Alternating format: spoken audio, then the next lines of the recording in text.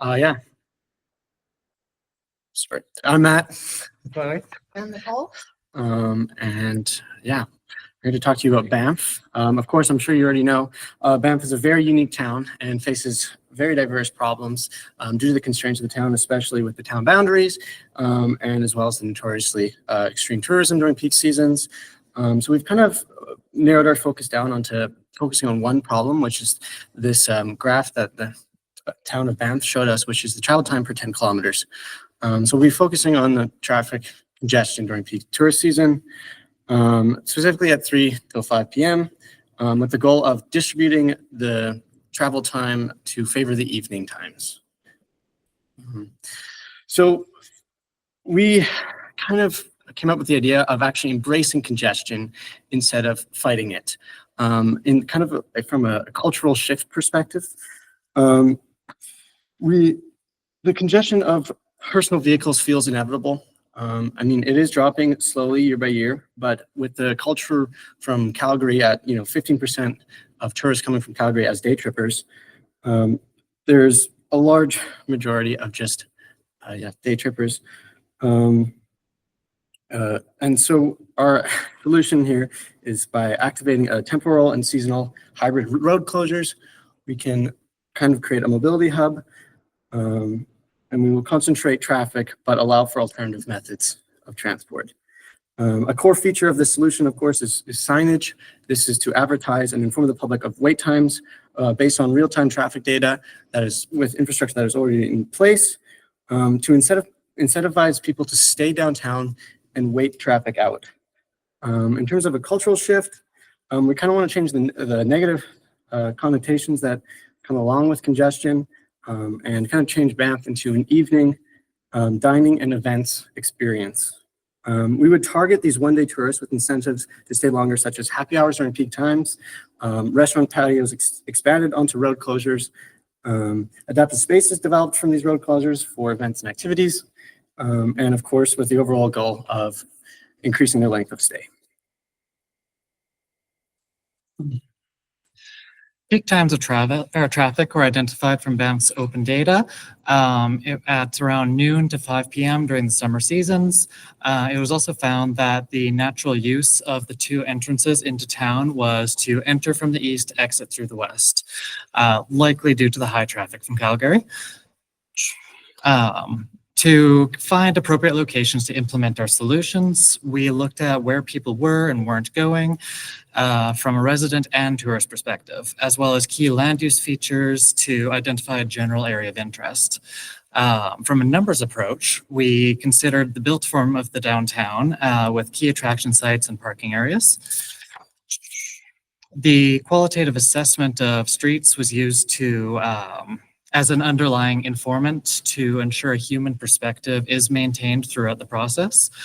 Then quantitatively, we used a heat map analysis of the local points of interest, restaurants, and amenities around the downtown core. We then identified our most critical access areas with that method, as can be seen with the red symbols over the southern corner of the map there. From a cross analysis of our results, we developed a recommended road closure area. The area in red in the middle there, the green X'd out roads, effectively affecting roads between Link Street and Banff below Wolf. Half of Banff Avenue will be closed and pedestrianized, resulting in a shift to one-way traffic. This one-way traffic will continue along Link Street back out towards the exit of town to the west, as can be seen on the farther image.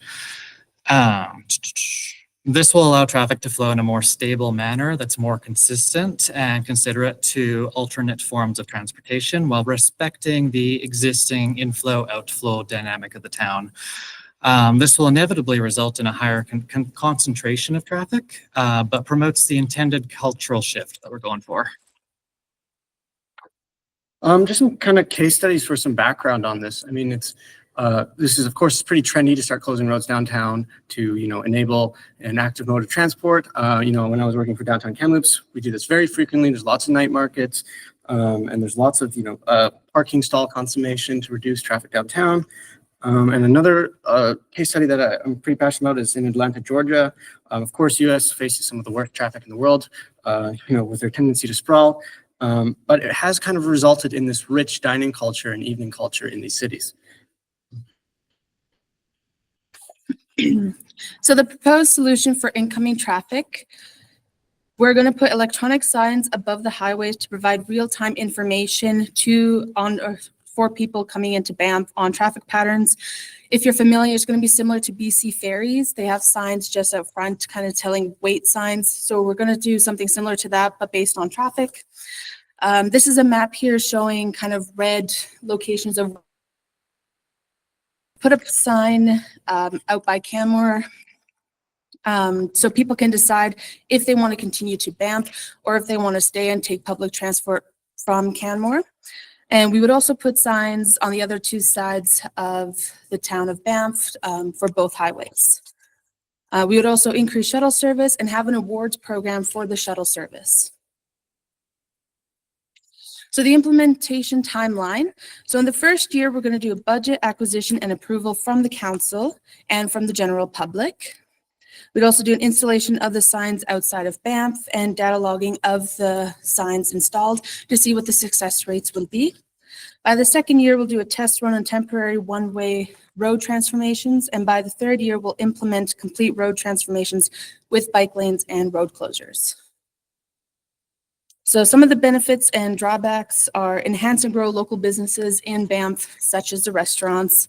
We concentrate traffic in specific locations, encourage alternate transportation, provide real-time information on parking lot capacity and roadways.